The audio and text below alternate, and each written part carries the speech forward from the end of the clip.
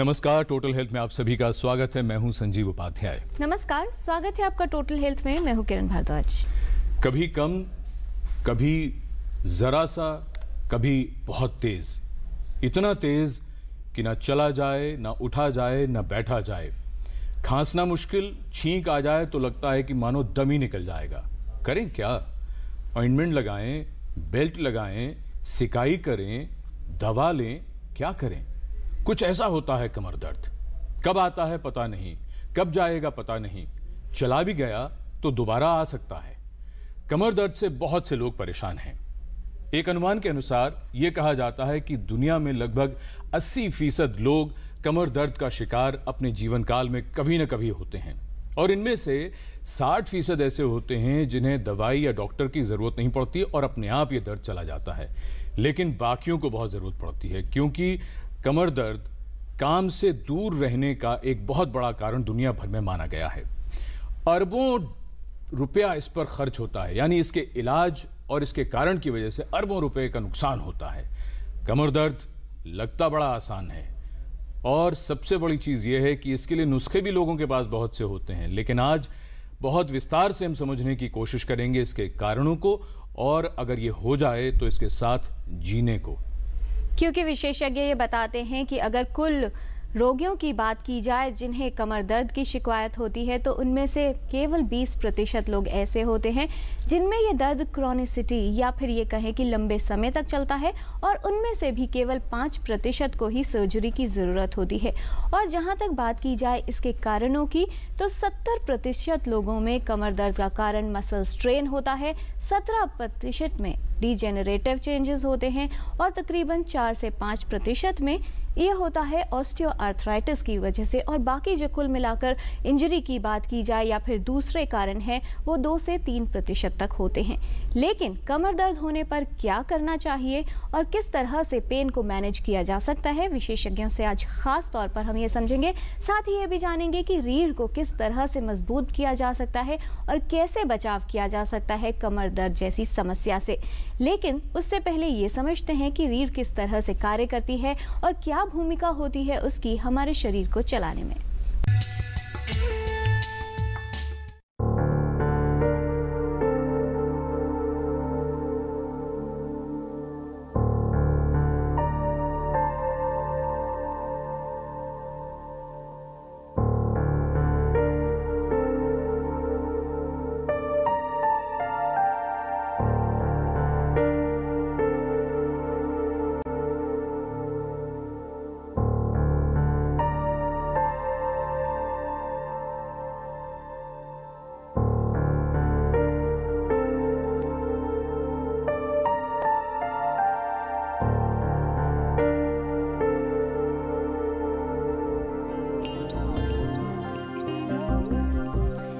दर्द या कमर दर्द एक आम समस्या है जिससे हम सभी वाकिफ हैं। हमारी जीवन शैली कुछ ऐसी हो गई है कि हर व्यक्ति कभी न कभी कमर दर्द से ग्रस्त हो ही जाता है। जितनी आम समस्या उतनी ही अधिक लापरवाही, कभी स्वयं इलाज तो कभी इसे नजरअंदाज कर देना और ये सोचना कि इलाज की आवश्यकता नहीं है। लेकिन क्या आपने सोचा है कि एक सामान्य सा लगने वाला कमर दर्द रीढ़ में उत्पन्न किसी गंभीर बीमारी का लक्षण भी हो सकता है? रीढ़ यानी स्पाइन हमारे शरीर का महत्वपूर्ण भाग है। रीढ़ हमारे शरीर को संभालने में सहायक होती है और शरीर को लचीला बनाती है। स्पाइनल कॉलम यानी रीढ़ 33 हड्डियों से निर्मित होती है, जिन्हें वर्टिब्रे कहते हैं। ये हड्डियां एक साथ जुड़कर स्पाइनल कॉलम का निर्माण करती है। हर वर्टिब्रा के बीच में जेल की तरह का कुशन यानी डिस्क होती है। ये डिस्क रीढ़ पर पड़ने वाले दबाव को सहन करती है और हड्डियों को आपस में टकराने से बचाती है। स्पाइनल कॉलम में भी घुटने और कोहनी की ही तरह जोड़ होते हैं, जिन्हें फैसेट जॉइंट्स कहते हैं। ये जोड़ वर्टिब्रे को आपस में जोड़कर उसे लचीला बनाते हैं। स्पाइन को 5 भागों में विभाजित किया जा सकता है, जिसमें गर्दन यानी सर्वाइकल में 7 वर्टिब्रा, थोरेसिक में 12, लंबर में 5, सेक्रल में 5 और कॉक्सीजियल में 4 वर्टिब्रा होते हैं। रीढ़ उठने व चलने की क्रियाओं में सहायक होती है। सीधे खड़े होना या झुकना, शरीर को विभिन्न क्रियाएं करने में लचीला बनाना रीढ़ के प्रमुख कार्य होते हैं। रीढ़ में किसी प्रकार का संक्रमण, टीबी, कोई विकृति या फिर चोट लगने पर व्यक्ति शारीरिक क्रियाएं ठीक से नहीं कर पाता और समस्या उत्पन्न हो जाती है। रीढ़ संबंधी समस्याओं के इलाज में दवाओं और फिजियोथेरेपी का विशेष महत्व है। कुछ मामलों में सर्जरी की भी आवश्यकता पड़ती है। यदि आप भी लंबे समय से चल रहे कमर दर्द को नजरअंदाज कर रहे हैं, तो विशेषज्ञ को अवश्य दिखाएं और जानें कि आपको हो रहे इस कमर दर्द का कारण क्या है। Total health, DD news. Mir Taqi Mir कहते हैं, पत्ता पत्ता बूटा बूटा हाल हमारा जाने हैं, जाने ना जाने गुल ही ना जाने बाग तो सारा जाने है। लेकिन जिसको कमर दर्द होता है उसका हाल वो क्या उसके आसपास के सभी लोग जानते हैं। चेहरा मुरझा जाता है और जब दर्द का ये अटैक यानी दौरा चल रहा होता है उस वक्त हाल बहुत बुरा होता है। और छोटी छोटी चीज़ें देखिए, कभी गद्दा ठीक ना हो, जूते ठीक ना हो या बहुत लंबे ड्राइव पर गए हों, ऐसी चीज़ों से भी कमर का दर्द बढ़ता है। दिन भर कुर्सी पर बैठते हैं, बैठने का तरीका ठीक नहीं है, चलने का, खड़े होने का तरीका ठीक नहीं है। ये बहुत सी बातें हैं जो लगती बहुत साधारण सी हैं, लेकिन उनसे होता है कमर दर्द। और किन बातों से होता है जानते हैं विशेषज्ञों से। इस विषय पर जानकारी देने के लिए हमारे साथ स्टूडियो में मौजूद हैं doctor BS Sharma, professor and head neurosurgery, all India institute of medical sciences, doctor Ajay Shukla, associate professor orthopaedics, doctor Ram Manohar Lohia hospital, and Dr. Buddhadev Chaudhary, Professor Orthopedics, All India Institute of Medical Sciences। साथ ही कार्यक्रम में हम ये भी बताएंगे कि किस तरह की एक्सरसाइजेस करने से रीढ़ पर अच्छा असर होता है, रीढ़ मजबूत बनती है और बचाव किया जा सकता है रीढ़ की समस्याओं से। तो आइए चर्चा की शुरुआत करते हैं। सबसे पहले डॉक्टर बुद्धदेव चौधरी, हम आपसे ये जानना चाहेंगे कि आखिर कमर है तो दर्द भी होगा। दूसरी बात यह है कि जब ज़्यादातर मामलों में ये अपने आप ही ठीक हो जाता है तो वो कौन सा दर्द है, हम उसकी पहचान कैसे करें कि जब हम ये समझें कि ये सचमुच ऐसा कमर दर्द है जो हमें बार बार तंग करने जा रहा है। देखिए, जब दर्द है तो कहीं ना कहीं टिश्यू इंजरी होती है, तभी दर्द होती है। बगैर इंजरी के, बगैर चोट के दर्द नहीं होगी। लेकिन अधिकतर, जैसा कि आपने कहा कि लगभग 60% ऐसे होते हैं जिनके उपचार अपने आप ही वो कर लेते हैं, अपने आप ही ठीक हो जाता है। थोड़ा सा रेस्ट, मेनली रेस्ट से ही ठीक हो जाता है। Rest is best. सो उसको हम आमतौर पे एक ब्रॉड कैटेगरी मैकेनिकल बैकएक कहते हैं, उसके अंतर्गत आता है। कारण तो उसमें भी कई हैं, बट ब्रॉडली हम उसको मैकेनिकल बैकएक में ही रखते हैं। जी डॉक्टर शर्मा, जब भी बात आती है कमर दर्द की, तो अगर आम तौर पर देखा जाए तो सभी को ये लगता है कि रीढ़ की एक हड्डी है, उसकी कोई समस्या हुई जिसकी वजह से दर्द उत्पन्न हो गया। अब जब न्यूरोसर्जरी से इसको जोड़कर देखते हैं तो न्यूरोसर्जरी ये कहा जाता है कि आम तौर पर जो मस्तिष्क संबंधी समस्याएं होंगी उन्हीं के इलाज में और उन्हीं से संबंधित विषयों पर बहुत ज़्यादा उपयोगी है। किस तरह से हम जोड़ेंगे कमर दर्द को, रीढ़ संबंधी समस्याओं को और न्यूरोसर्जरी को?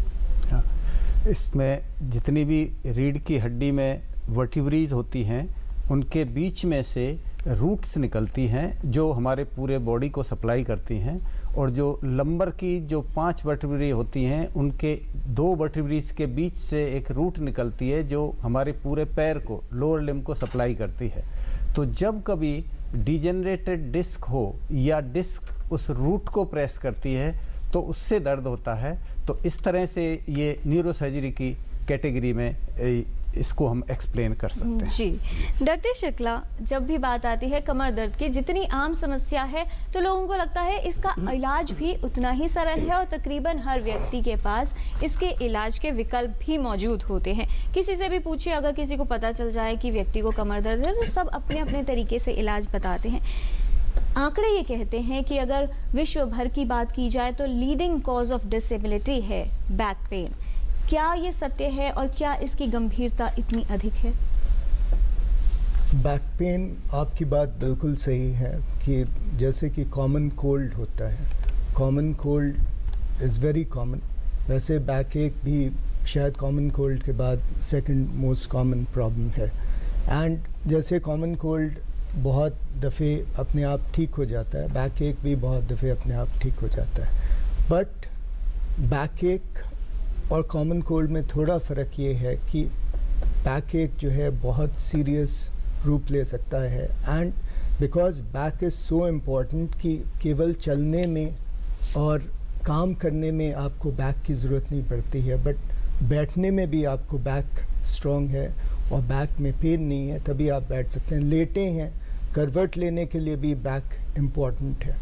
तो इसलिए जब बैक पेन बहुत सीरियस हो जाता है तो फिर वो डिसेबिलिटी भी बहुत प्रोड्यूस कर सकता है। एंड सबसे बड़ी बात है कि बैक एक जो है बहुत से ऐसे हैं जो कि जिसको हम लोगों को देखना चाहिए, जैसे जिसमें अगर उसके साथ पैरों में वीकनेस है या पैरों में झंझनाहट है, पेन है, सुनपना है, या टट्टी पेशाब करने में प्रॉब्लम है, या फिर फीवर साथ में एसोसिएटेड है, या फिर उसके साथ जो है आपका जो रात की नींद है वो चली जाती है, आप सो नहीं पाते हैं, नींद खुल जाती है दर्द की वजह से, तो फिर वो आप समझिए कि इट इज़ लाइक टेकिंग बहुत ही एक सीरियस फॉर्म ले रहा है, गंभीर ले रहा है, और वो फिर आपके डेली एक्टिविटीज़ इंक्लूडिंग आपके वर्क को अफेक्ट करेगा, आप जॉब पे नहीं जा पाओगे, तो सबका नुकसान है, देश का नुकसान है, आपके एम्प्लॉयर्स का नुकसान है, लोगों का नुकसान है। डॉक्टर चौधरी,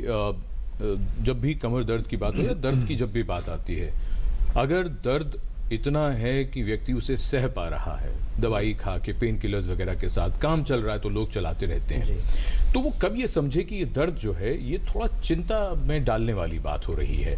क्या बहुत तेज दर्द ही हमेशा चिंता की बात होगी, या लगातार रहने वाला कम दर्द भी किसी बड़ी बीमारी या बड़े खतरे का संकेत होगा? बहुत अच्छा सवाल है ये। देखिए, आमतौर पे बहुत तेज़ दर्द होती है, अगर वो क्षणिक होती है, मान लीजिए कि 1-2 घंटे के रेस्ट से या शाम को सोए, सुबह जब उठे दर्द गायब, वो सब इतनी चिंताजनक नहीं होती है। लेकिन जो दर्द बार बार आए, थोड़े दिन बाद कुछ छोटे मोटे काम करते ही दर्द हो जाए, बार बार आ जाए, या लंबे समय तक रहे, चाहे बहुत तेज़ ना हो, कम भी हो, लेकिन लंबे समय तक, जैसे क्रॉनिक बैक एक कहते हैं, लगभग जो रेस्ट और आम दवाइयों से भी 6 हफ्ते से अधिक हो जाए, तो वो फिर चिंताजनक हो जाती है। और बहुत सीवियर दर्द हो, बहुत सीवियर, जैसा कि अभी डॉक्टर शुक्ला ने आपको बताया कि जहाँ पर, यहाँ तक कि सुनिए, हर दर्द तो लेटने से आराम हो जाता है, यहाँ लेटने में भी दर्द हो, करवट लेने में भी दर्द हो, वहाँ पे शायद अधिकतर समय वो चिंताजनक ही होती है। प्लस इसके अलावा अगर कोई दर्द के साथ अगर किसी प्रकार का वीकनेस, मतलब हम जिसको कहते हैं न्यूरोलॉजिक साइंस हो, कि सुन्न हो जाए या कम शिथिल पड़ जाए, कमज़ोर हो जाए, तो ये चिंताजनक होती है। जी डॉक्टर शर्मा, कारणों की अगर बात करें तो कौन कौन से वो कारण हो सकते हैं जिसमें अगर रीढ़ में दर्द हो रहा है या कमर में दर्द हो रहा है रीढ़ की वजह से, तो उसके साथ साथ नर्व्स या दूसरे कॉम्प्लिकेशंस भी होंगे? या एक जैसे कि प्रोलेप्स डिस्क का जो दर्द है उसमें नर्व का कंप्रेशन होता है, उसी की वजह से ये जो दर्द होता है ये कमर से लेके नीचे पैर में और तलुओं में भी जाता है, और ख़ासकर ये great toe of lower limb में जाता है। और इसमें जो कॉमनेस्ट होता है वो स्पाइन का जो मोस्ट मोबाइल सेगमेंट होते हैं, L4, L5 और L5S1, वहाँ की डिस्क होती हैं, तो इससे ये दर्द नीचे कमर में जाता है, जिसको आम भाषा में लोग सियाटिका भी कहते हैं। तो ये वो दर्द है जो सियाटिक नर्व के डिस्ट्रीब्यूशन में जाता है, तो इसकी वजह से जो दर्द होता है उसका इलाज डिस्क को निकालने से हो सकता है। जी डॉक्टर शुक्ला, एक बात हम ये भी जानना चाहेंगे आपसे, अभी तक जो बात हो रही है वो ये है कि सबसे जो बड़ा लक्षण है वो है दर्द का, और रीढ़ में कोई भी खराबी डिस्क की या कुछ और हो रही है तो या तो झंझनाहट जैसे पैरों में या उंगलियों में, या सुन्न हो गए, या दर्द।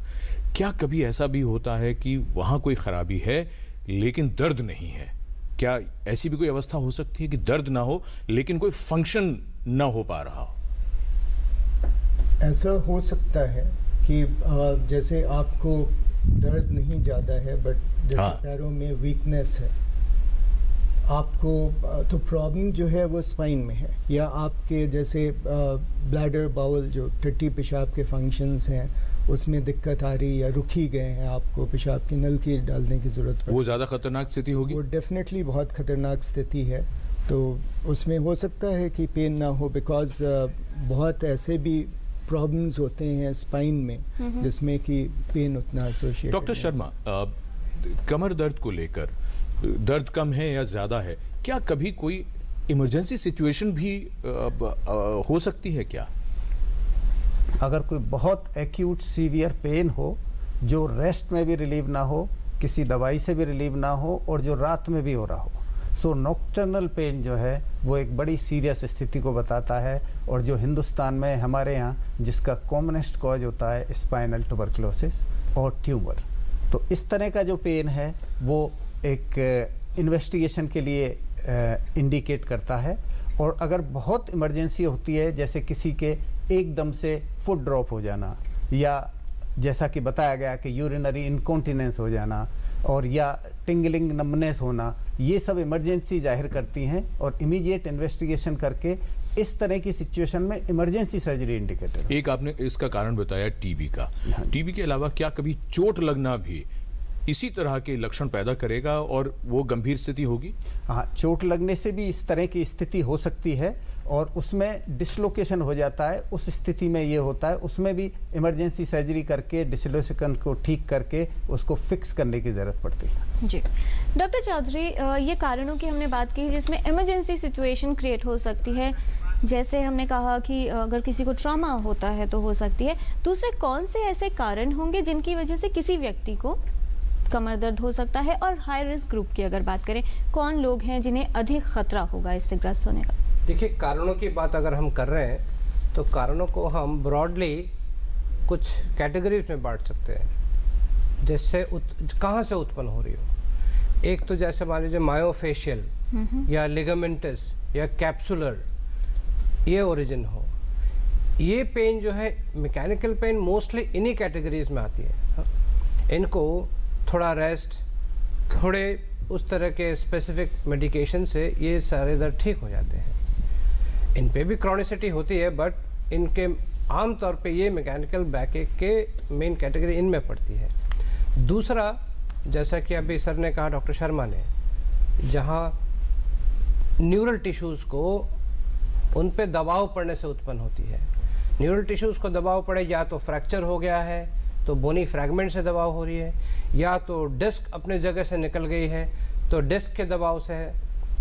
और तीसरा, कई बार आपने पूछा ना, तो अवस्था, बॉडी वेट अगर बहुत ज़्यादा हो, या उम्र, धीरे धीरे उम्र के साथ जोड़ घिसती रहती है, उससे क्या होता है, घर्षण से हड्डी के दो हिस्से आपस में टकराए तो धीरे धीरे वो प्रोजेक्शंस निकलते, ऑस्टियोफाइट कहते हैं। ऑस्टियोफाइट से भी प्रेस होकर न्यूरल टिश्यूज पेन उत्पन्न कर सकती है।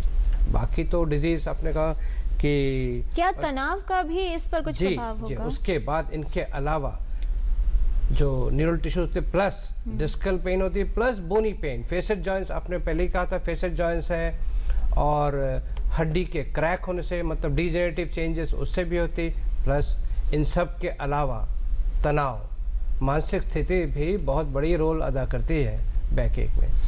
जी, हमारे पास हमारे दर्शकों के लगातार ईमेल्स आ रहे हैं, बहुत सी ईमेल्स आ गए हैं। सुजीत कपूर, रवि कुमार, राजीव नयन, पवन, सूर्यकांत मोहंती, घनश्याम सिंह, सुरभि त्रिवेदी, ओमकार, अनिल वेद, मरियम मलिक और ब्रजेंद्र भाटिया, तमाम लोगों ने हमें कमर दर्द से मुताल्लिक सवाल पूछे हैं। ज़्यादातर लोग ये जानना चाहते हैं कि दिन भर बैठ के काम करते हैं, उनको दर्द होता है, कुछ साइकिल चलाने पे दर्द होता है। इसके अलावा और भी जो सवाल हैं वो भी हम बारी बारी से लेंगे, लेकिन उससे पहले कुसुम जी हैं दिल्ली से टेलीफोन लाइन पर। कुसुम जी, सवाल पूछिए। हाँ जी, मेरा कमर में बहुत दर्द होता है, खड़े में भी, बैठने में भी बहुत परेशानी होती है, और ऐसी गड़न सी होती है कि कमर बहुत ज्यादा होता है दर्द, और पैर भी सुन हो जाता है। कब से है आपको ये दर्द? ये 5-6 महीने हो गए मेरे पैर को। 5-6 महीने। आपकी अवस्था, उम्र कितनी है? और घुटनों में भी दर्द बहुत रहता है। कितनी है जी? उम्र मेरी है 46 की है। 46? हाँ जी। डॉक्टर बुद्धिदेव चौधरी, आप कुछ और पूछना चाहेंगे? इनको 5-6 महीने से दर्द है, काफी दर्द रहता है, 46 वर्ष की इनकी अवस्था है। नहीं, ये सवाल ये साफ नहीं है इनके से कि किन किन परिस्थितियों में इनका दर्द होता है। बैठे में दर्द होता है, लेटे में दर्द होता है, कुछ करते हुए दर्द होता है? लेटने में भी, बैठने में भी, हमेशा लेटने में भी दर्द है। जो दर्द मतलब दूसरे अवस्थाओं से अलग, मतलब लेटने में भी दर्द है, तब तो इनको अस्पताल में जाना चाहिए, डॉक्टर से मिलना चाहिए, क्योंकि कारण कई हैं। यहाँ बैठे मतलब इन सारे कारणों के कारण गिना नहीं सकते हैं, इनको तो देखना पड़ेगा स्पेसिफिक क्या कारण है, अस्पताल में तो जांच करवाने की जरूरत है। हाँ, विशेषज्ञों से मिले। हाँ। 5-6 महीने से अगर दर्द हो, जो आपने शुरू में भी कहा कि 6 हफ्ते से अगर ज्यादा है, अधिक है, ये अधिक है। और किस तरह से अपनी रीढ़ को मजबूत बनाया जा सकता है, ये जानने के लिए हम रिक्वेस्ट कर रहे हैं एम मनोज, जो फिजियोथेरेपिस्ट हैं, all India institute of medical sciences से मौजूद हैं हमारे साथ स्टूडियो में। मनोज जी, आप बताएं कि किस तरह से अपनी रीढ़ को पावरफुल कर सकते हैं, उसको स्ट्रेंथन कर सकते हैं और कर सकते हैं कमर दर्द की समस्याओं से बचाव। आज हम कुछ एक्सरसाइजेस आपको बताएंगे कैसे हमारी कमर दर्द से दूर रखें, और कुछ एक्सरसाइजेस डेली करने का है, आप डेली कर सकते हैं। मतलब मात्र आपको 5 मिनट का भी टाइम नहीं लगेगा। सुबह उठते ही आप थोड़ा सा करके आप उतरेंगे, और रात को आपका जो सोने के पहले, आप खाना खाने के पहले 2 मिनट आप करके आप अपना लाइफ को आप बेटर कर सकते हैं। आप सीधे लेट जाओ, आप देखिए कैसे करना है, जो कमर को स्ट्रेंथनिंग करने के लिए जो जो एक्सरसाइजेस है। आप उल्टा लेट जाइए, पेट के बल, ठीक है। ऐसे पेट के बल लेट के इस पैर को बिल्कुल सीधे सीधे उठाइए, हल्का सा एक टांग सीधे उठाइए, बस यहाँ तक रोक के रखिए। ये 5 गिनती तक आप रोक सकते हैं, फिर वापस नीचे रख सकते हैं, फिर दूसरा टांग को फिर वापस नीचे रख सकते हैं। ये धीरे धीरे करना है। और दूसरा एक्सरसाइज यही है, ऐसे हाथ को ऐसे नीचे होना चाहिए और अपने सिर को धीरे धीरे ऊपर उठाइए, जिस एक कोनी नीचे सटा होना चाहिए। इससे आप 5 गिनती तक रोक सकते हैं, फिर वापस नीचे रख सकते हैं। ऐसे 10 बार आप सुबह शाम आप करेंगे तो आपका कमर दर्द से आपको दूर रख सकते हैं जी।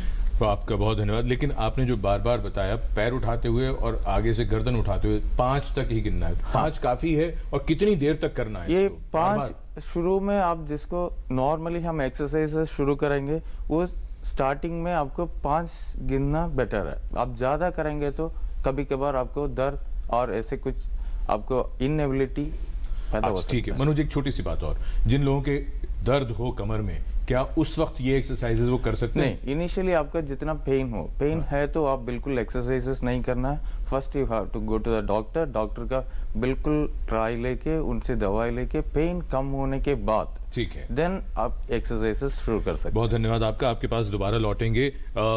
डॉक्टर शुक्ला, एक बात जो अभी जो मनोज जी जो बात कह रहे हैं कि डॉक्टर की सलाह लेकर और दर्द की दवा लेकर उसके बाद ही ये एक्सरसाइजेस करनी है, यानी जब किसी को भी दर्द है, जब किसी को दर्द हो जिस वक्त, तो उसे ये एक्सरसाइज नहीं करनी है। लेकिन बहुत से लोग ऐसे होते हैं कि दवाई के बावजूद थोड़ा थोड़ा दर्द तो रहता है, तो वो ये एक्सरसाइजेस कर पाएंगे या नहीं कर पाएंगे?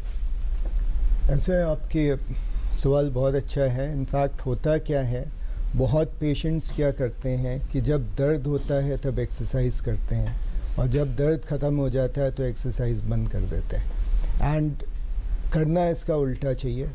इनफैक्ट जब पेन आपका स्टार्ट हो, जब एक्यूट प्रोसेस है, तो 2-4 दिन जब तक वो थोड़ा सहनीय नहीं हो जाता, मतलब बेरेबल नहीं हो जाता है, तब तक आपको एक्सरसाइजेज अवॉइड करनी चाहिए, बिकॉज एक्यूट प्रोसेस है और दर्द बढ़ सकता है। उसमें वॉक कर सकते हैं? वॉक, आपको कोई भी पेन हो, चाहे जितना सिवियर हो, आजकल क्या है कि रेस्ट जो है बिल्कुल एज लिटिल एज पॉसिबल होना चाहिए, डिपेंडिंग की सिवियरिटी कितनी है प्रॉब्लम की जी। और अगर ज़्यादा सिवियर नहीं है तो आपको अपनी एक्टिविटीज़ कर्टेल नहीं करनी चाहिए।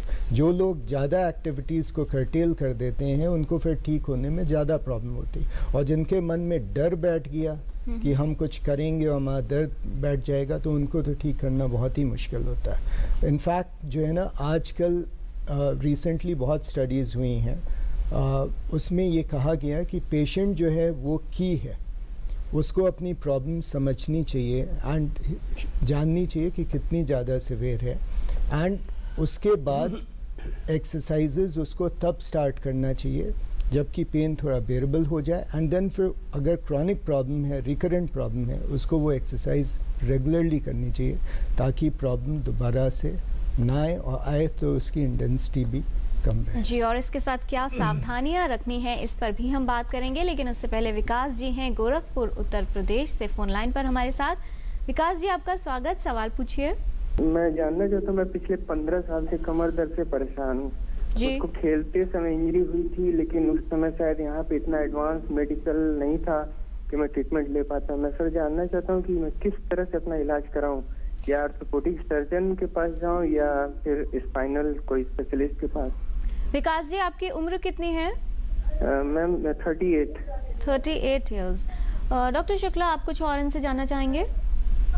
इन्होंने कहा काफ़ी समय से कमर दर्द से परेशान है, कारण बहुत स्पष्ट नहीं किया है, इन्हें क्या करना चाहिए, किस तरीके से इलाज करवाएं, ये जानना चाह रहे हैं। 15 साल से है तो दिखा तो लेना चाहिए अगर इन्होंने किसी को नहीं दिखाया है। 15 साल तो बहुत लंबा पीरियड है। एंड अगर इससे ये दुखी हो रहे हैं दवाइयों से और एक्सरसाइज से नहीं ठीक हो रहे हैं तो डेफिनेटली इनको जाके दिखाना। ये जो केस है डॉक्टर चौधरी, अक्सर जब भी किसी व्यक्ति को समस्या होती है तो सबसे पहले उसको लगता है कि सिर्फ कमर दर्द है तो क्यों ना खुद इलाज कर लिया जाए, उसके बाद उसको लगता है कि हड्डी की समस्या है। तो ये कैसे तय होगा, क्या लक्षण जिस तरह से आ रहे हैं उसके आधार पर ये तय किया जाए कि किसको सबसे पहले और कब कंसल्ट करना चाहिए? किरण जी, जैसे कि शुरू में ही मैंने कहा था कि कारण कई मतलब अक्यूट जैसे होता है कि जिससे आप हिलना डुलना बंद हो गया आपका और पैरों में कमज़ोरी आ गई है, आप रेस्ट करके, उचित रेस्ट करके या रात भर रेस्ट करके भी या 2-3 दिन रेस्ट करके भी नहीं आराम हो रहा है तो फिर आपको स्पेशलिस्ट के पास जाना जरूरी है। लेकिन अधिकतर ऐसे लोग होते हैं जैसे विकास जी हैं, 15 साल से लगातार दर्द के साथ विकास जी के मसले पे, विकास जी का अगर इतने लंबे समय से जो दर्द हो रही है और अपने हर काम भी कर रहे हैं तो इसका मतलब है कि बहुत ज़्यादा खराब नहीं है, लेकिन खराब है।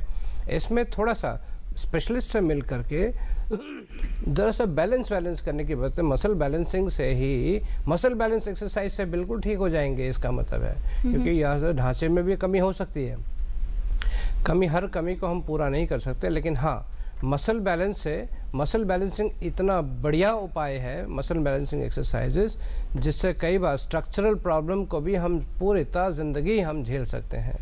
जी, हमारे दर्शकों के ढेरों ईमेल्स आ रहे हैं। भूपेंद्र हैं, उन्होंने अमेरिका से लिखा है ये मेल। अब पता नहीं हमारा कार्यक्रम अगर अमेरिका में देखा जा रहा है तो बड़ी खुशी की बात है। भूपेंद्र जी ने यूएसए से लिखा है और वो ये लिख रहे हैं कि क्या कारण होता है बच्चों में कमर दर्द का, डॉक्टर शुक्ला, और वो ये भी जानना चाहते हैं कि उनकी बेटी अक्सर ये शिकायत करती है और मैं बड़ा चिंतित हूँ इसके कारण। तो बच्चों में कमर दर्द का क्या कारण पॉसिबली होता है? बच्चों में पैदाइशी प्रॉब्लम्स भी कमर दर्द का कारण हो सकती हैं, जिनको हम कंजेनाइटल प्रॉब्लम्स कहते हैं। उसमें जैसे रीढ़ की हड्डी में डिफेक्ट्स होते हैं जिसकी वजह से वो टेढ़ी हो जाती है, कंडीशन जिसको स्कोलियोसिस बोलते हैं, वो बात एक कारण हो सकती है। एक कंडीशन होती है जो हम लोगों की जो नसें जाती हैं स्पाइनल कॉर्ड, तो उसके पीछे जो बोनी एलिमेंट्स हैं, जो आर्च है, वो ठीक से नहीं फॉर्म होता है, स्पाइना बाइफिडा उस कंडीशन को बोलते हैं। तो ये कंजेनाइटल प्रॉब्लम्स हैं जो कि बच्चों में हो सकती हैं। बट इसके अलावा भी जो तकलीफ़ें जैसे कि मैकेनिकल प्रॉब्लम्स बच्चों में भी हो सकता है।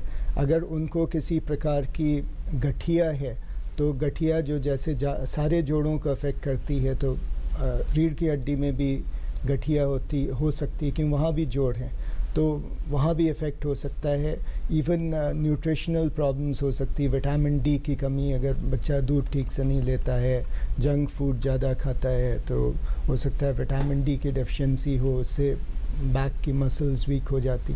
हो सकता है बच्चा ओवरवेट हो, पेट बहुत निकला हो, तो उससे बैक पे स्ट्रेसेस पड़ते हैं, उससे बैक एक हो सकता है। या हो सकता है कोई स्कूल में कुछ छोटी मोटी चोट लग गई हो, उसने बताया नहीं हो, एंड स्कूल के बच्चे का तो बस्ता भी भारी हो सकता है। बिल्कुल, बस्ता भारी होने से भी होता है। आजकल तो बस्ता भारी होते ही जा रहा है। जी जी जी। और एक बात जो आप तीनों विशेषज्ञों की बातों से जो आ रही है निकलकर, वो ये कि कमर दर्द जो बार बार होता हो या जो लंबे समय तक चले, 6 हफ्ते से ज़्यादा, तो बैठे नहीं बल्कि विशेषज्ञ के पास ज़रूर जाएं, सलाह लें। चर्चा को आगे बढ़ाते हैं और हम शामिल करते हैं मनोज जी आपको। एक हमारे दर्शक हैं सुरेश जैन, वो ये जानना चाहते हैं कि उनकी उम्र है 78 वर्ष और उनको डायबिटीज़ है टाइप 2, ब्लड प्रेशर भी है उनको, लेकिन वो दवाइयों से सब कंट्रोल में रहता है। वो लिखते हैं कि बार बार उनको दर्द की शिकायत होती है। वो ये जानना चाहते हैं कि इलेक्ट्रिक बॉडी मसाजेस वगैरह से क्या फ़ायदा होता है, वो तो हम बाद में पूछेंगे, लेकिन बुजुर्गों के लिए खासकर आप कौन सी एक्सरसाइजेस बताना चाहेंगे उनको? अभी जो आपने बताई, इनके अलावा बुजुर्गों को या जो थोड़े से बीमार रहते हैं उन लोगों को क्या करना? कुछ जनरल एक्सरसाइजेस ऐसे है, मतलब उनका अपना पेट को मेनली आजकल थोड़ा सा ओल्ड एज में क्या होता है, जो पेट का बैठने की वजह से और ज़्यादा देर बैठ के कुछ पेपर पढ़ना और कुछ जो भी काम करते हैं, थोड़ा सा ओल्ड एज में क्या होता है, जो पेट थोड़ा सा बड़ा हो जाता है, जो ज़्यादा बैठते हैं। हाँ, जो ज़्यादा बैठते हैं, सो पेट बड़ा होने के कारण क्या होता है, नौजवानों के भी निकल आते हैं बिल्कुल तो। आजकल ना वो बिल्कुल मसल्स जो है बिल्कुल रिलैक्स हो जाता है, उसमें फैट डिपोजिशंस होते हैं और मसल्स भी रिलैक्स हो जाता है। सो बिल्कुल वो एक्टिविटीज़ करते नहीं हैं, तो आप सीधे जाओ, बैठो, अपना काम करो, ऐसे ही काम करते हैं। सो वो लोग के लिए थोड़ा सा पेट का एक्सरसाइज है, उसको एब्डोमिनल एक्सरसाइजेस कहते हैं, वो आप करने से बेटर रहता है। ठीक है, वो एक्सरसाइजेस वेरी सिंपल एक्सरसाइजेस है, 2 और 3 एक्सरसाइजेस है, तो थोड़ा सा आप ध्यान से देख लीजिए, वो करना है। ठीक है, सीधे लेट के पेट को बिल्कुल आप अंदर खींचो, सांस बाहर निकाल के पेट को अंदर खींच के रोकना है। ठीक है, ये भी सेम 5 गिनती तक रोक सकते हैं, फिर आप धीरे धीरे रिलैक्स कर सकते हैं। ऐसे डेली आप इसको आइसोमेट्रिक्स एब्डोमिनल मसल स्ट्रेंथनिंग कहते हैं, ये आप रेगुलर बेसिस में कर सकते हैं। दूसरा एक्सरसाइज एक और है, आप दोनों टांग को धीरे धीरे थोड़ा सा उठा के रोकना है। इसके मतलब ये जो है, एक आपका जो बहुत ज़्यादा उठाने की जरूरत नहीं, 6 इंचेस आपका हाथ से ऐसे नाप सकते हैं, इसको 6 इंचेस हाइट तक आप रोक सकते हैं। कितनी देर तक 5 गिनती तक रोकिए, फिर धीरे धीरे उसको आप बढ़ा सकते हैं, 5 से 10 कर सकते हैं, अदरवाइज उतना काफ़ी है। जी डॉक्टर शर्मा, किसी भी कमर दर्द जिस व्यक्ति को है, कौन सी ऐसी स्थिति होंगी जिसके अंदर सर्जरी इंडिकेटेड है और कौन से कब करवानी है सर्जरी? क्या पहले फिजियोथेरेपी, फिर ड्रग्स, फिर कोई और विधि ट्राई करें और उसके बाद सर्जरी कराएं, या इंडिकेशंस क्या रहेंगे सर्जरी के? जो भी दर्द, जैसे कमर में दर्द कम है लेकिन पैर में दर्द ज़्यादा है, तो वो एक सिग्निफिकेंट होता है। इसका मतलब वो डिस्क की वजह से है, ऐसा लगता है इस तरह के सिम्टम होने से। तो डिस्क का बहुत पक्का इलाज होता है, जिसको निकालने से पेशेंट को इमीडिएट रिलीफ हो जाता है। दूसरा है, अगर कोई भी न्यूरोलॉजिकल डेफिसिट हो, जैसे कि कोई कमजोरी आ रही है शरीर में, या अगेन टिंगलिंग है, चींटी जैसी चल रही है लोअर लिम्ब में, या कोई पेशाब में तकलीफ़ है, या कोई इंस्टेबिलिटी है, या कोई डिफॉर्मिटी है, जैसे कमर टेढ़ी हो गई है, तो उस स्थिति में भी डॉक्टर को दिखाना चाहिए। और इन सब में सर्जरी के इंडिकेशन होते हैं, और सर्जरी करने से ये सब ठीक हो सकती हैं चीज़, और रिजल्ट्स काफ़ी अच्छे होते हैं। जी डॉक्टर शर्मा, जब भी सर्जरी की बात आती है तो सर्जरी को लेकर भी बहुत सा डर लोगों के मन में होता है कि कहीं क्या इससे जो नीचे वाला हिस्सा है वो पैरालाइज हो जाएगा, क्या ऐसा कुछ होता है? और सर्जरी के बाद कोई भी जो कॉम्प्लिकेशंस होती हैं वो कितने समय में ठीक हो जाती हैं? इसकी स्पाइनल सर्जरी में देखिए, सर्जरी जो एक क्वालिफाइड एक्सपीरियंस्ड डॉक्टर होगा वो सर्जरी शुरू में नहीं करते हैं। शुरू में कंजर्वेटिव ट्रायल दी जाती हैं, जिसमें ये सब कोर्सेट होना, फिजियोथेरेपी और डायथर्मी और ये सब इंक्लूड होता है। उससे भी अगर ये 6 हफ्ते से लेके 12 हफ्ते के बीच में अगर ठीक ना हो और पेशेंट को सिम्टम्स ज़्यादा हों, या जैसे कोई डेफिसिट हो, उस केस में सर्जरी एडवाइस करते हैं। और सर्जरी के या ये जो दर्द है जो आपकी डे टू डे एक्टिविटीज़ में इंटरफियर कर रहा है, तो यूजुअली हम ये चाहते हैं कि पेशेंट खुद कहे कि जी अब बहुत हो गया, अब तो ऑपरेशन कर दीजिए, ठीक होना है मुझे, तो तभी सर्जरी करते हैं। और सर्जरी के अगर आप किसी एक्सपीरियंस्ड क्वालिफाइड डॉक्टर के पास जाएंगे और ऑपरेशन कराएंगे तो इसके 90 to 95% अच्छे रिजल्ट्स होते हैं।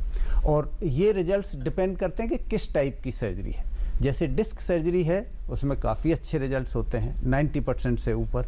इसी तरह फ्यूज़न, एक फ्यूज़न होता है जिसमें लिस्थेसिस होता है कि 2 वर्टेब्री आपस में एक दूसरे से थोड़ी सेपरेट हो जाती हैं। तो उसको फिक्स करने से और 3 महीना लगता है जब उसमें बोनी फ्यूजन होता है, तो कम से कम 3 महीने तक उसमें रेस्ट की या नॉर्मल एक्टिविटीज़ की एडवाइस दी जाती है और उसमें भी रिजल्ट्स काफ़ी अच्छे होते हैं। जी, तो ये बात तो स्पष्ट हुई डॉक्टर शर्मा की बहुत ही कम लोगों में सर्जरी की आवश्यकता होती है। हाँ जी, हाँ। जिनको कमर दर्द होता है और ज़्यादातर लोग दूसरी जो विधियां हैं उनसे ठीक हो जाते हैं। और शुरू में बात हो ही चुकी है कि ज़्यादातर लोग, लगभग 60% लोगों को तो उपचार की आवश्यकता भी नहीं पड़ती। डॉक्टर चौधरी, हमारे पास अरुणाचल प्रदेश से एक हमारे दर्शक हैं तेंजिन, 31 वर्ष के हैं, उनका ईमेल आया है। वो ये जानना चाहते हैं कि मैं जब भी फर्श पर बैठता हूँ, सीमेंट का फर्श हो या ज़मीन पर वैसे भी बैठ जाऊँ, तो खासकर जाड़ों में कमर का दर्द बढ़ जाता है। उनके पिताजी को भी यही शिकायत है। वो कह रहे हैं कि शायद हम अकस्टम्ड हैं लकड़ी के फ्लोर पर बैठने के, कहीं उस वजह से तो नहीं, ये क्यों होता है और क्या करना चाहिए। फिर इसी बात को आगे बढ़ाते हैं कि जिनको भी कमर दर्द की शिकायत रहती है उन्हें एहतियात क्या क्या बरतनी है। जी, ये मिस्टर तेंजिंग या इनके परिवार वाले, इनको बेसिकली एक्सट्रीम मूवमेंट्स हैं जो लगातार रिपीटेटिव मूवमेंट के तहत खड़े रहते हैं, खड़े होकर ज़मीन पे बैठते हैं, बैठ के लगभग उकड़ू ही बैठते हैं बड़े सारे लोग, या पैरों को सिकुड़ के बैठते हैं या पालथी मार के बैठते हैं, और पीठ गोल हो जाता है। तो लगातार ये रिपीटेटिव मूवमेंट है। ये रिपीटेटिव मूवमेंट जो है, एक्सट्रीम मूवमेंट जब होते हैं तब फेसेट जॉइंट्स, जैसा कि अभी सर ने, डॉक्टर शर्मा ने कहा कि फेसेट जॉइंट्स होते हैं, ग्राफिक्स में भी किरण जी ने दिखाए थे वो फेसेट जॉइंट्स। तो फेसेट जॉइंट्स पे लोड पड़ती है और फेसेट जॉइंट धीरे धीरे ख़राब होने लगती है ज़रूरत से ज़्यादा, क्योंकि स्पाइन जो है हर चीज़ का मिश्रण है। फेसेट का बैलेंस, डिस्क का बैलेंस, मांसपेशियों के बैलेंस, सबसे ही स्पाइन बैलेंस रहता है। अगर किसी भी एक अंग को ज़्यादा अगर काम करना पड़े तो यहाँ फेसेटल ओवरलोडिंग से ये पेन उत्पन्न होती है आम तौर पे। साथ के साथ अभी डॉक्टर शर्मा ने ये भी एक मेंशन करा है, स्पॉन्डाइलोलिस्थेसिस। लिस्थेसिस मतलब वो खिसक जाना। लिस्थेसिस होने से पहले वो लाइसिस होती है, टूटती है तब खिसकती है, तो लाइसिस भी शुरू होती है। और इसके अलावा मांसपेशियों की बैलेंस में भी फर्क उत्पन्न हो जाती है। मतलब आगे के मसल्स, पीछे के मसल्स, इनकी बैलेंस ठीक नहीं होती है। इसीलिए जो अभी मनोज दिखा रहे थे, इसमें स्पाइनल बैलेंस बहुत ज़रूरी है सबके लिए, चाहे किसी भी, और एक्सट्रीम मूवमेंट्स अवॉइड करें। जी मनोज जी, थोड़े से पोस्चर्स हम चाहेंगे कि आप ज़रूर बता दें, क्योंकि अक्सर लोगों को लगता है कि बैठने का तरीका, खड़े होने का तरीका, या किस तरह की छोटी छोटी बातों पर ध्यान ज़रूर देना चाहिए जिससे पोस्चर्स ठीक रहें और समस्या ना हो। हाँ, पोस्चर्स बहुत इम्पोर्टेंट है आपका स्पाइन को बिल्कुल स्ट्रेट जो अपनी पोजीशन में बिठाने के लिए। आप थोड़ा सा बैठ जाओ, मैं आपको अभी सिटिंग पोस्चर के बारे में आपको बताऊंगा। आप जैसे कई लोग बैठते हैं, थोड़ा अपना जो सोचते हैं they are in a sitting in a proper position, मतलब जो कंफर्टेबल पोजीशन, रिलैक्स होके उनको लगता है रिलैक्स होके बैठे हैं, ऐसे कंफर्टेबली, ऐसे एक साइड में बैठते हैं, ऐसे बैठते हैं। ऐसे बिल्कुल नहीं बैठना चाहिए। आप जैसे कंप्यूटर्स में काम करेंगे और कहीं से भी बैठेंगे, थोड़ा सा कमर को, पीठ को तो पीछे, आपका बिल्कुल जो चेयर के साथ पीछे बैठना है और कमर थोड़ा सा स्ट्रेट रहना है। ठीक है, ये आपको सिटिंग पोस्चर रहेगा, ये बहुत इंपॉर्टेंट है। आप ऐसे ही थोड़ा टेढ़ा मेढ़ा करके आप बैठेंगे। मनोज जी, बैक को पीछे लेकर बैठने की बहुत आदत होती है, रिलैक्स करके बैठे हैं, मतलब चेयर पे बैठे और बैक को पीछे कर लिया, क्या उससे कंफर्ट जोन में तो रहते हैं? लेकिन नहीं, वो आपको लगता है कंफर्ट है, but you are not in a comfort zone. वो उसी से आपको, जैसे सर ने बताया था, फेसेट जॉइंट्स की बात है और डिस्क, ये सब जगह पे जो सेंटर ऑफ ग्रेविटी का जो पोजीशन है वो प्रेशर ज़्यादा आ सकता है। जी, हमारे पास सुरेश अग्रवाल और भी बहुत से हमारे दर्शकों के ईमेल्स आए मनोज जी, और वो ये जानना चाह रहे थे कि दिन भर बैंक की नौकरी करते हैं, कुर्सी पर बैठे रहते हैं और उनको दर्द शुरू हो जाता है, तो खराबी कुर्सी में है या उनके बैठने में है? सर उनका तो ये तो बहुत अच्छा सवाल है, बट ये है वो जैसे ज़्यादा देर बैठेंगे ना, वो आपका जॉइंट्स में सब जगह पे पेन होना शुरू हो जाता है। सो उससे बेटर है आप थोड़ा सा some precautions are more important। लगातार ना बेटर है, आप थोड़ा सा उठ के थोड़ा सा चल के आ जाइए, थोड़ा सा स्मॉल स्ट्रेचिंग एक्सरसाइजेस है वो अपने आप करते रहे। जी, ये बहुत ज़रूरी बात है।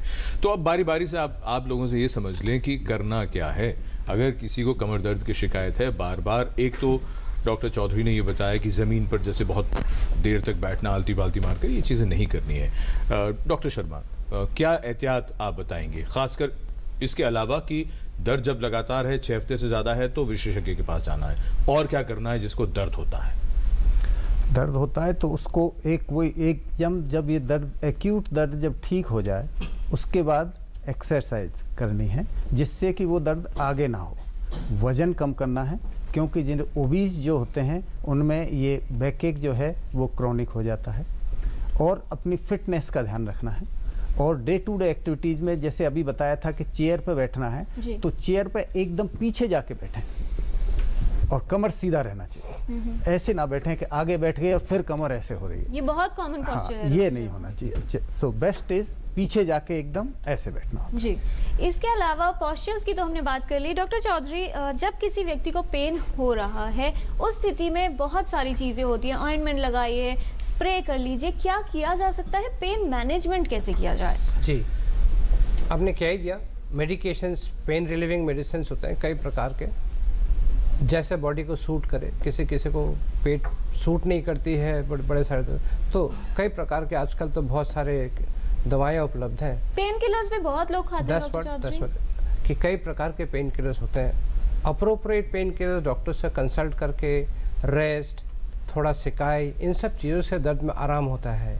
प्लस अभी डॉक्टर शुक्ला ने भी आपको कहा था कि उसको कहते हैं कि एक बैलेंस्ड एक्सरसाइज, बैलेंस्ड एक्टिविटीज़ बहुत सीवियर। देखिए, उस बात में कोई दो राय नहीं है कि रेस्ट इज़ बेस्ट, बट वो भी एक बैलेंस कितना तक। हल्के रेस्ट में, जैसे डॉक्टर हमारे मनोज भाई ने बताया कि एक्यूट पेन में एक्सरसाइज ना करें, बिल्कुल, लेकिन जब वो सहनीय अवस्था में आ जाए कि उठ के आप दिनचर्या के रोज़मर्रा के काम वगैरह कर सके, वो उस वक्त आप एक्सरसाइजेस आरंभ कर सकते हैं। बेसिकली कुल मिला करके सबसे सरल जो है, मसल को बैलेंस करे, किसी भी तरफ ओवरलोडिंग ना हो, इसका ध्यान करें। और उसके लिए एक अच्छे विशेषज्ञ, अच्छे फिजियोथेरेपिस्ट से मिले, वो बताएंगे। और आपके पोस्चर वगैरह, आपके कार्यक्रम में हर चीज़ दिखाई जा रही है, गुड एक्सरसाइज, गुड डाइट, हर चीज़ दिखाई जा रही है। जी, एक छोटी सी टिप्पणी चाहूँगा डॉक्टर शुक्ला आपसे, वो ये कि जो पेन किलर की बात हो रही है, अक्सर लोग ऐसा करते हैं कि डॉक्टर को एक बार दिखा लिया, फिर वर्षों नहीं गए डॉक्टर के पास, और जो पर्चा उन्होंने, जो नुस्खा लिखा है, जो दवा लिखी है, वो सालों साल, वो जब भी दर्द हुआ तो जाकर केमिस्ट को वो दिखाई और नाम याद हो जाता, फिर वही दवा खाते रहे। और ये कितना ठीक है? या किसी और को दर्द हुआ था, उसने कहा कि मुझे इससे फ़ायदा हुआ, तुम ये खा लो, ये कितना ठीक है, कितना गलत है? ये बहुत गलत है। इनफैक्ट हम लोगों की आदत है हर चीज़ में शॉर्टकट लेने की। तो जो चीज़ आसान है, हो सकता है उसका रास्ता थोड़ा आपको लगे लंबा है, बट वो हमेशा लॉन्ग टर्म में आपके लिए फ़ायदेमंद होता है। ठीक है। आप अगर एक्सरसाइज करेंगे रेगुलरली, आप प्रिकॉशंस रखेंगे, अपना वेट सही रखेंगे, पोस्चर सही रखेंगे, उठने का तरीका, बैठने का तरीका, आप इनफैक्ट हैवी वेट भी उठा सकते हैं। बट आपको मालूम होना चाहिए कि आपके लिए कौन सा वेट ठीक है और उसको उठाने का तरीका क्या ठीक बिल्कुल है। तो ये सब आपको जानकारी है, तो आपको पेन किलर्स की ज़रूरत नहीं होगी। ठीक है, वो नुकसान ही करेंगे आपको। जी। और टोटल हेल्थ में ये समय है सेगमेंट हेल्थ पहेली का। एपिसोड 587 का सवाल था कि दांतों पर धब्बे होने का इनमें से क्या कारण होता है? 4 ऑप्शंस आपके पास थे। सही जवाब है ऑप्शन डी, यानी पान तंबाकू खाना, पानी में फ्लोराइड की अधिक मात्रा और बीड़ी सिगरेट पीना। ये तमाम कारण हैं दांतों पर धब्बे पड़ने के। कौन बने हैं इस पहेली के लकी विजेता, ये भी आपको बताएंगे, लेकिन उससे पहले देखते हैं क्या सवाल है आज की हेल्थ पहेली में।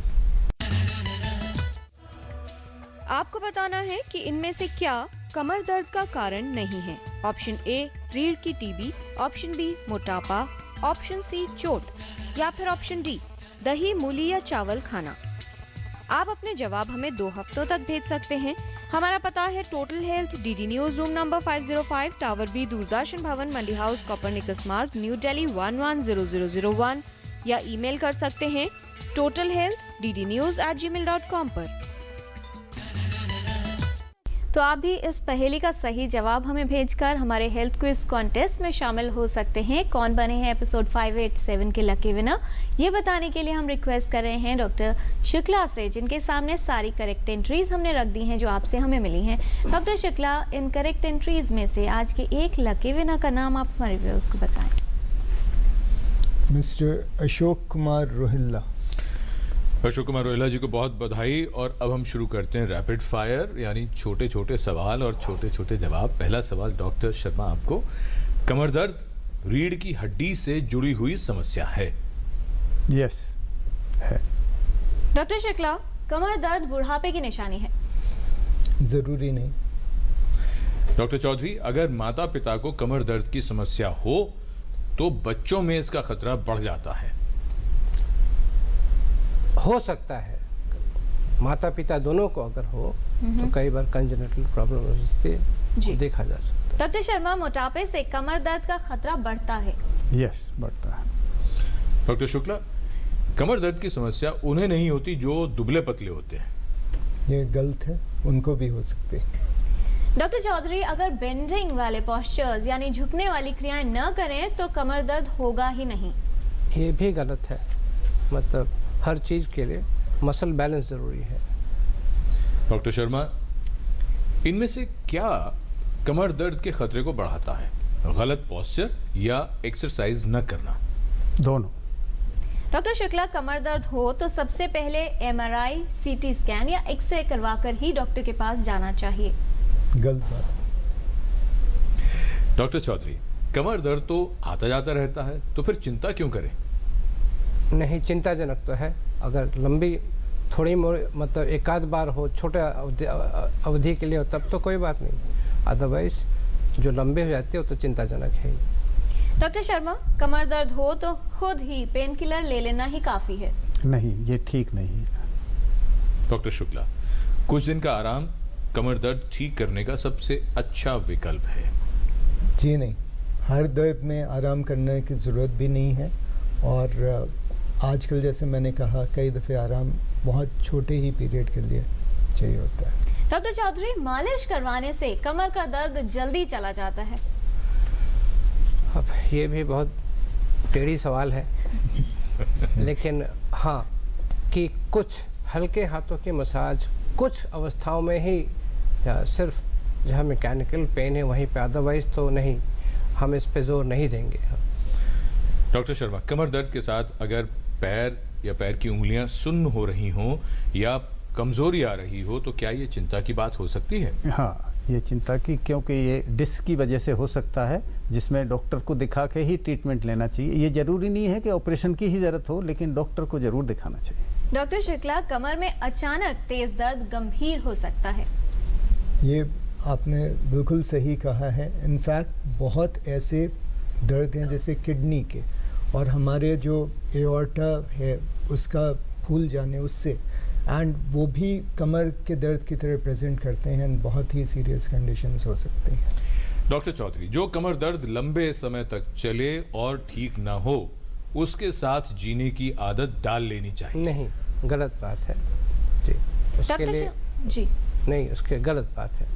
डॉक्टर शर्मा, सर्जरी से पैरालिसिस का खतरा हो सकता है, इसलिए सर्जरी न करवाई जाए वही बेहतर है? नहीं नहीं, सर्जरी डॉक्टर जब ही करता है जब ये उसकी ज़रूरत होती है, और सर्जरी की अगर ज़रूरत है तो वो करवानी चाहिए। 90 to 90% केसेज में रिजल्ट्स अच्छे होते हैं। हाँ, थोड़ा बहुत रिस्क होती है, वो रिस्क लेके चलनी पड़ती है। डॉक्टर शुक्ला, कमर दर्द उम्र बढ़ने के साथ साथ गंभीर होता जाता है? ऐसा कोई ज़रूरी नहीं। डॉक्टर चौधरी, कमर दर्द में क्या अधिक उपयोगी है, दवाएं, फिजियोथेरेपी या फिर सर्जरी? फिजियोथेरेपी और दिनचर्या, लाइफस्टाइल सबसे अधिक। डॉक्टर शर्मा, सर्जरी के बाद कितने समय में व्यक्ति सामान्य जीवन जीने को तैयार रहता है? ये सर्जरी के टाइप पे डिपेंड करता है। डिस्क सर्जरी के बाद आजकल जो एंडोस्कोपिक या माइक्रोस्कोपिक डिस्क होती है, उससे 1 हफ्ते के बाद बंदा अपने जॉब पे जा सकता है। और जो फ्यूजन सर्जरी होती है उसमें 3 महीने फ्यूजन में लगते हैं, तो 3 से 4 महीने के बाद में वो जा सकता है। लेकिन day to day activities disc surgery के 1 दिन बाद ही शुरू हो जाती हैं और फ्यूजन के 2-3 दिन बाद शुरू कर सकता है। डॉक्टर शुक्ला, दर्द की स्थिति में क्या ज़्यादा फायदेमंद होगा, गर्म सिकाई या ठंडी सिकाई? दोनों से फ़ायदा होता है। बहुत पेशेंट्स आते हैं कहते हैं गर्म से फ़ायदा हो रहा है, उतने ही पेशेंट्स आते हैं जो कहते हैं ठंडे से फ़ायदा हो रहा है। बट कुछ कंडीशंस हैं जिसमें कि आपको सिवियरिटी इतनी होती है कि आपको सिकाई के चक्कर में नहीं पड़ना चाहिए।